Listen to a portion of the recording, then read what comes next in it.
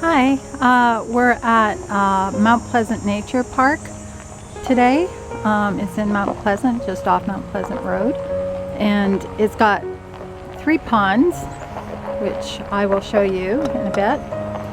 And it's got a storybook trail garden.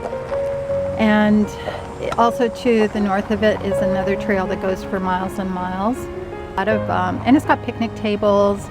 And there is like a pavilion over there as well, and benches all around.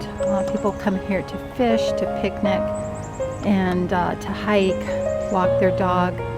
So anyway, I will show you more in a bit. If you go this way, there is a little bridge that goes over the creek to enter the park.